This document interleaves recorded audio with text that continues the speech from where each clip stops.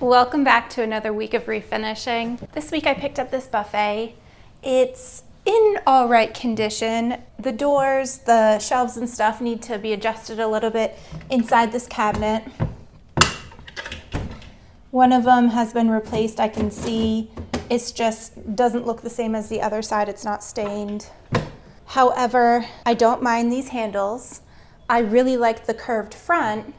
And it's in pretty good condition as far as the veneer goes. I've been looking for a piece for a little while to try a technique on that I've seen several other people use in the past. It's going to involve leaving some of the elements on the front, part wood grain, and I am going to paint the rest of it. I think it's going to be a really visually interesting piece of furniture when it's all said and done. It's going to look completely different, modernize it a little bit, while still keeping its vintage charm. Follow along to see the outcome. That technique that I really want to try out on this piece of furniture is something that I first saw another refinisher, Katie Scott, do and make a video about. It's this really interesting pattern used on the front of the piece. She saw it from this other refinisher, Brass Walnut. They both executed this look flawlessly, and I'm so excited to recreate it. But before I can even begin to start thinking about that pattern, I need to start prepping the piece. I'm going to take everything apart, take all the drawers out, look for any repairs that might need to be made, and remove all the hardware.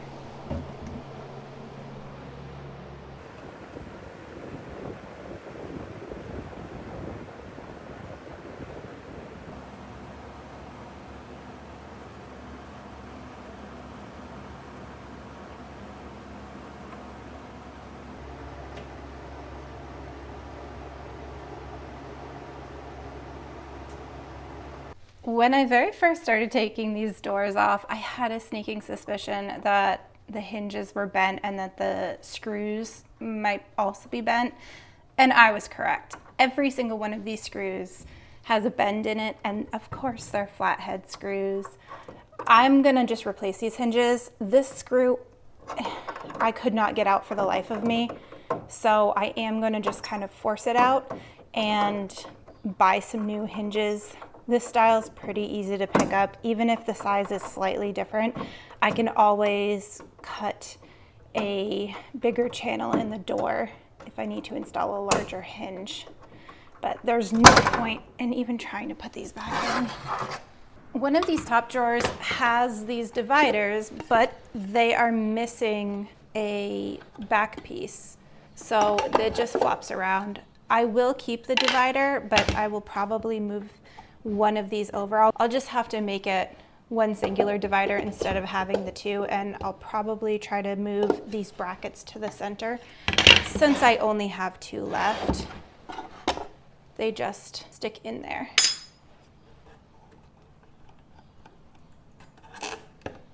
And this drawer is felt lined, but it looks like it's just a false bottom.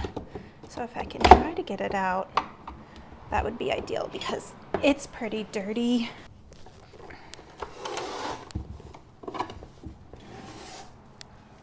Even these old bolts that are holding the hardware on seem to be possibly bent. I might need to replace them. They're coming in and out really, really difficult. I really want to save this hardware, so if I need to replace the screws, it shouldn't be an issue, but I want to keep the actual hardware itself.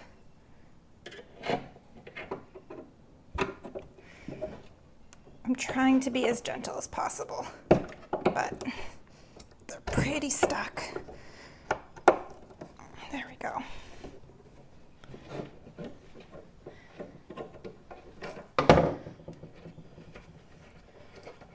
With the piece completely disassembled, I'm gonna go in and clean it very, very thoroughly. I have a bucket of hot water with a microfiber towel, and I'm gonna spray on a TSP substitute cleaner. I did notice after the first go around that there was a really thick film over the top of the finish of this piece. You can see right here, it definitely has a hazy surface on top. I'm thinking it's furniture polish from decades and decades of use. But with a little bit of soapy water and a scouring pad, I'm able to remove it and wipe away the residue from that. This is something that you absolutely want to get up, even if you're planning on sanding a piece, because you don't want to grind that up. Not to mention, it will gum up your sandpaper over time.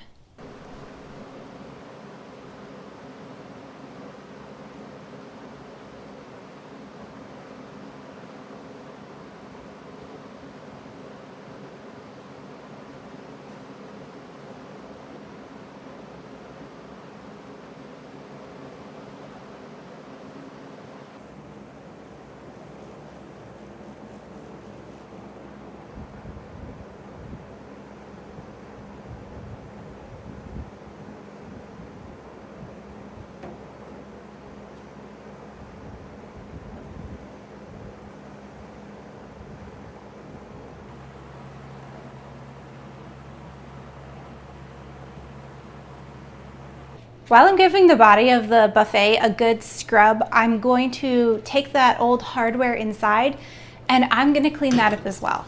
I'm going to boil it with a combination of 50% vinegar, 50% water, and let it simmer for about 20 minutes on the stove top.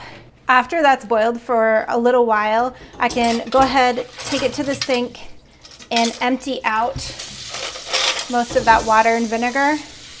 And I'm gonna take a very fine steel wool and some Barkeeper's Friend, and I'm gonna polish each one of these pieces really thoroughly and let them dry really, really well on a towel.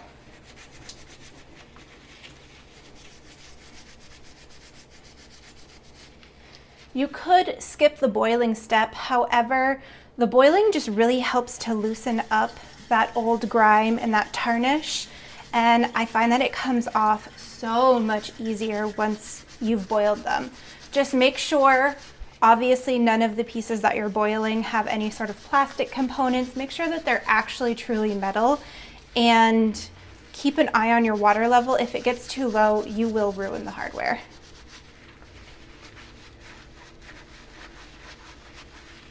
And you can see pretty instantly the transformation of the before and after. It's incredible what a little bit of elbow grease and a good cleaner can do. Once all the hardware has dried off thoroughly, I'm going to seal everything over with a lacquer.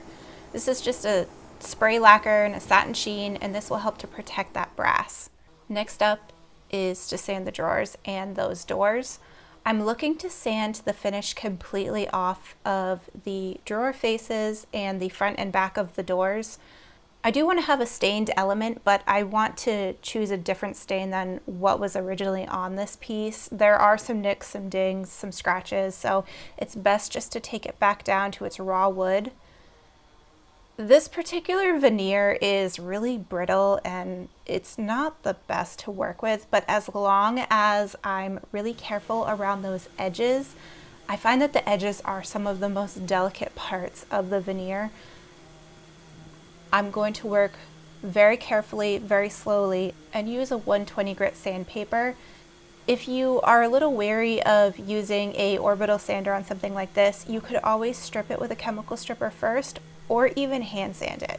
It just might take a little longer.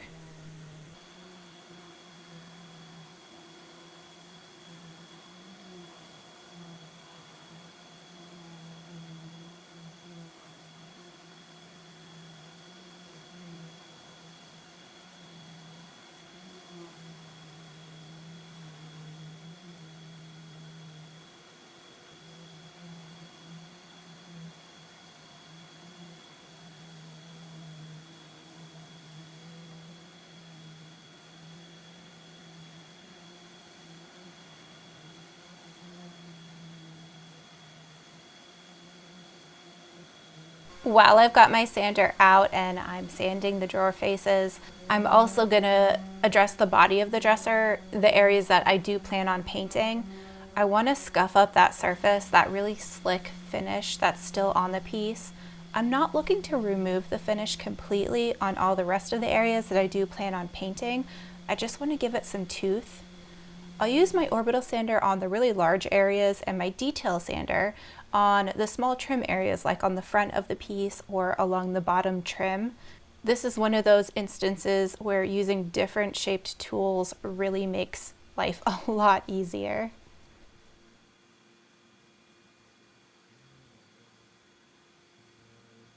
I ran to the store and picked up some different hinges for these doors. Now, they didn't have the size of the exact hinge that the store had previously, so I had to get one that was a little bit bigger, but it's not a big deal. What I'm gonna do is I will place it on, and I'm gonna screw that center screw in place. Obviously, this will need 2 new screws on either side, but now I at least have one center screw that's lined up with the old hinge for when I am reinstalling. And with that all lined up, I'm going to use this with my saw, my hand saw, and I'm going to use it as a template. So I'm just going to go really, really carefully, cut straight through on either end, and then I will remove the hinge and then cut the excess off on either side as well.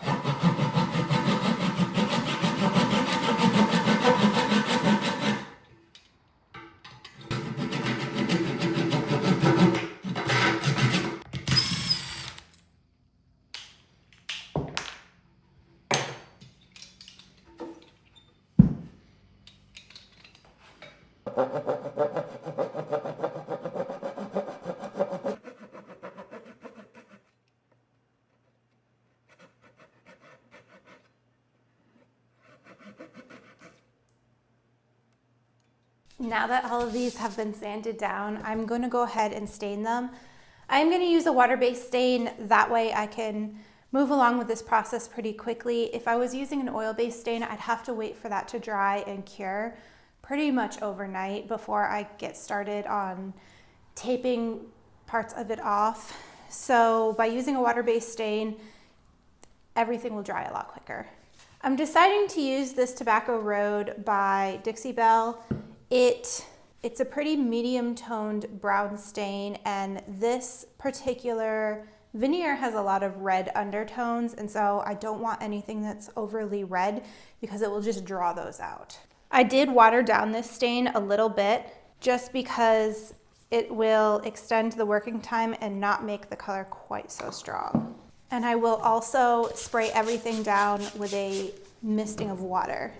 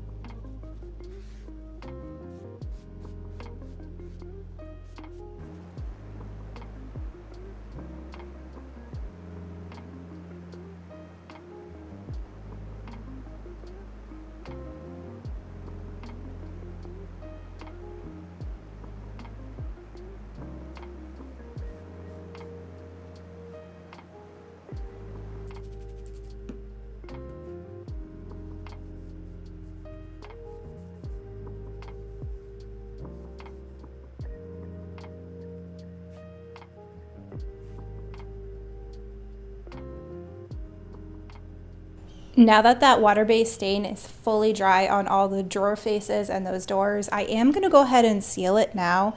I'm going to seal it with a water-based satin top coat. I'll do about 3 coats of it.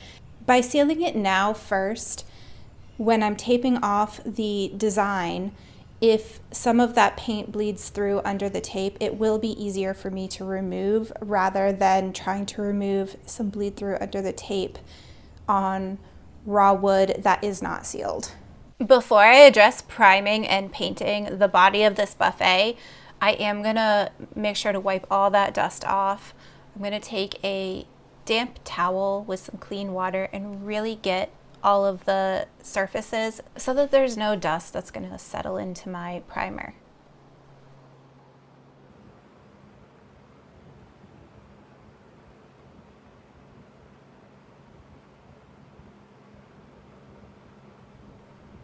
The primer that I plan on using today is actually a shellac primer, same as what I usually use, except this one's clear and it's in a spray can.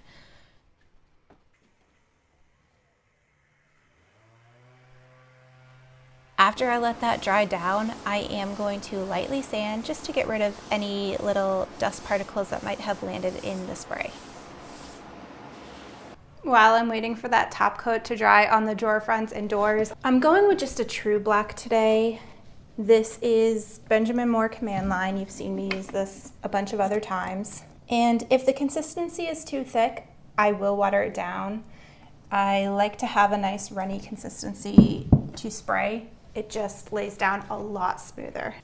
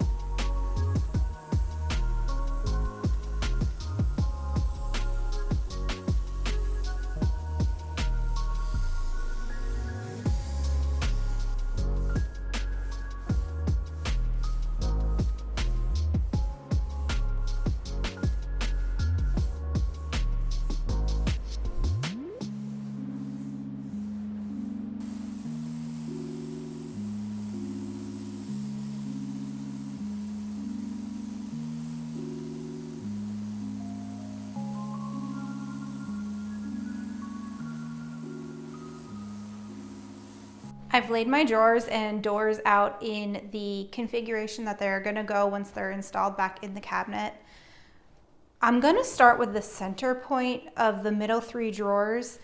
These drawers are 29 5/8 inches long. So I'm gonna divide that in half, which turns out to be 14 13/16. I'm gonna make a mark on all 3 of these center drawers at that center point, and I'm gonna start the design from the center and work my way out. From watching all the other videos and tutorials on how this was done, it makes a lot of sense to start from the middle and work your way to the edge so that everything is nice and centered and that optical illusion in the pattern doesn't look a little bit off to your eyeball while you're looking at it. And I'm just going to use the width of the tape as a spacer for the actual design.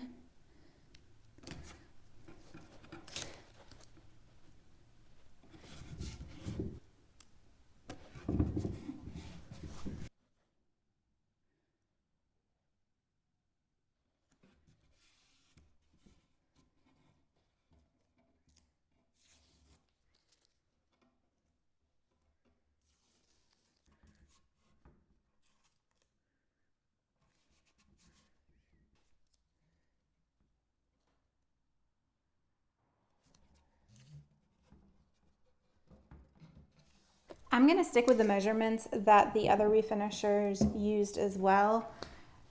They seemed like pretty good dimensions. It's going to be 1.5 inches down on one side and then a 2-inch stretch.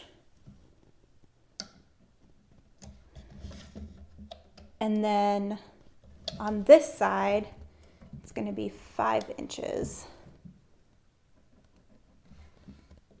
And basically, I'll just do a diagonal.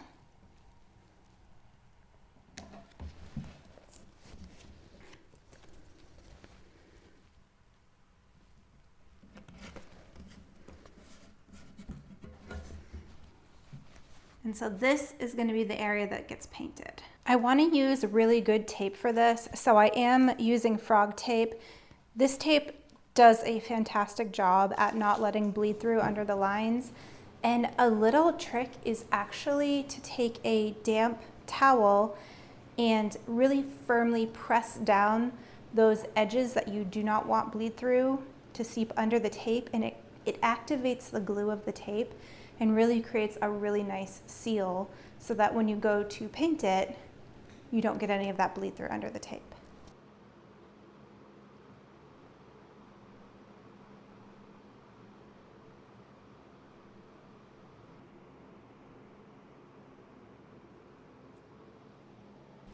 I continued my pattern down all 3 drawer fronts at the same time, alternating that 2-inch and 5-inch, 2-inch and 5-inch, and that's going to create that shape that you can use the tape to tape off the angles that you need. At first it seems a little bit tricky, but with repetition it becomes second nature at the end of it, and it's a pretty attainable design to use.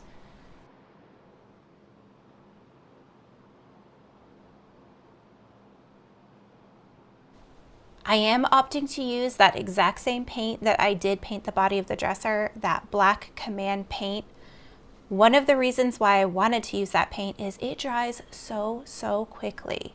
Because it dries so quickly, you do have to work really quickly with it, and I opted to use a foam brush to brush it on and went in one direction and did not overwork it. If you overwork this product, that's when you're going to start to see the streaks, the brush marks, all of that. I wanted to be really meticulous and continue this pattern down seamlessly across the drawer fronts, across the door fronts, all of it. So when it came time to switch from one drawer to the next drawer, I made sure they were as close to each other as possible, and then I continued that tape line and then scoured it and cut that tape using a sharp razor.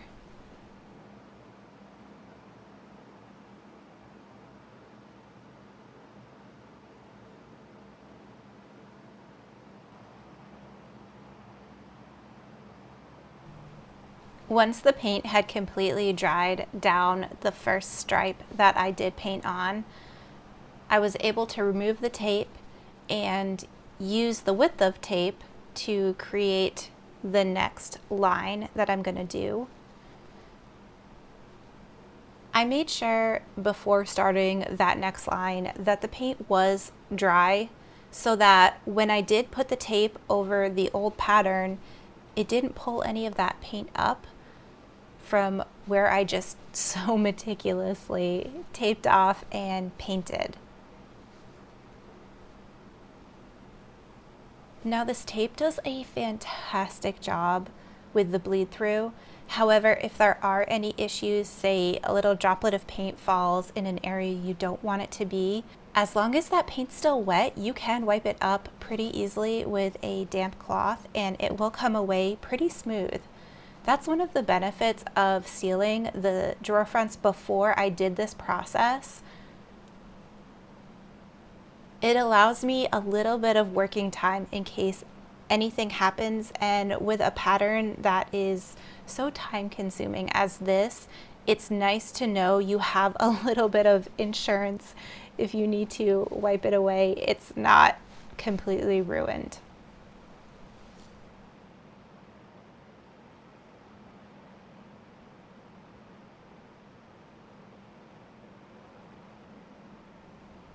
I figured out pretty early on it was actually a lot easier to use a stiff metal ruler instead of my measuring tape. Sometimes with a measuring tape, you feel like you need a third hand, whereas that stiff ruler really helped to keep my marks all in line and exactly where they needed to be. It's really fun to see this pattern come together and kind of form and evolve and really create kind of that optical illusion as you're going.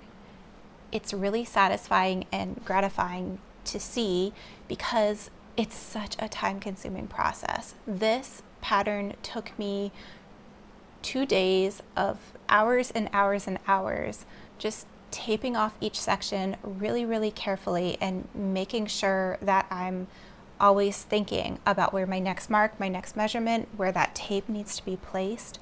Because if there's one line that gets messed up, gets off center a little bit, it's gonna throw off the whole pattern.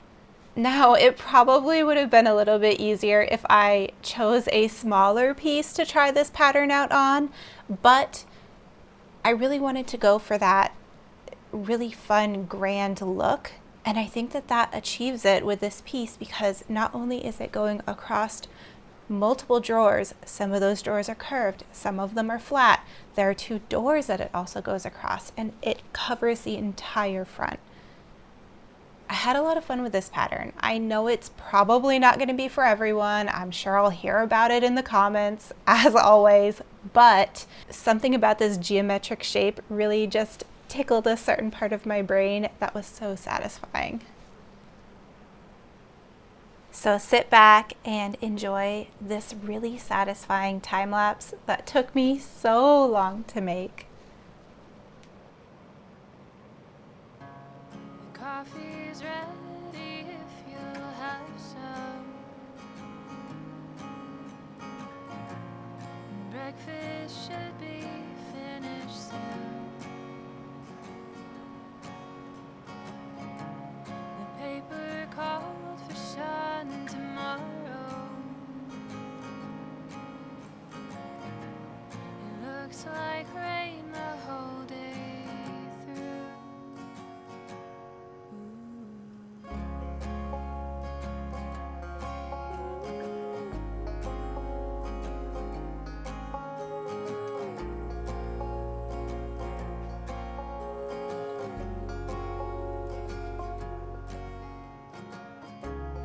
Morning left us both defeated. The mailman left another bill. The hallway closet's overflowing with all those shoes too big to fill. So what's that song you used to sing me? I worked all afternoon on doing the 3 center drawers, and now I'm at the point the following day where I'm going to carry this over onto the side drawer and the doors on the side as well. I want to continue that pattern, and so I'm going to try to keep them as close as possible while I'm laying the tape for the new pattern to transfer over.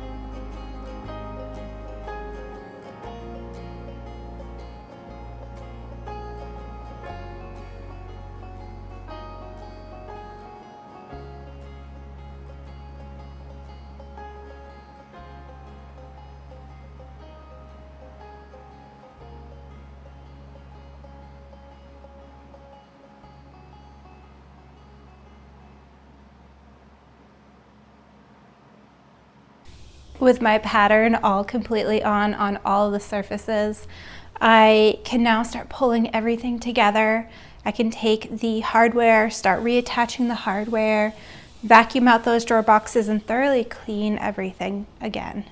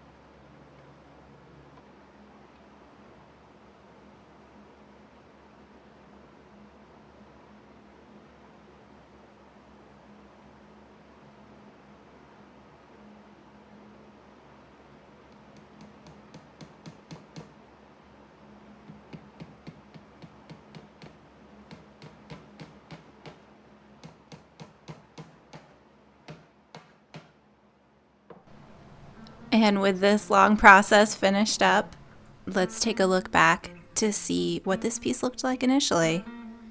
There wasn't anything wrong with it. It was a nice piece of furniture. I picked it up at an estate sale. It had been sitting there, deeply discounted. Nobody wanted it. Everyone kept walking by. But I saw it and thought, this piece has potential. And let's see what that potential turned out to be. I think this is such a fun piece. I know there's gonna be plenty of people that got mad that I painted part of it, did not like the pattern, it's too modern for them, but I think that's the really fun part about it. It's not for everyone, but for some people, it's gonna be everything. I love the juxtaposition between the vintage look, those vintage pulls, and that really funky, fun, modern pattern. It's definitely one of those maximalist pieces that's going to need a very specific space, a very specific client, but I'm excited to add this one to my repertoire of past projects that I have thought out and accomplished. I'm proud of this piece. Let me know down below if you like this piece. Please remember to be kind. I know everyone has different opinions. Thank you so much for watching, and please feel free to check out some of my other videos.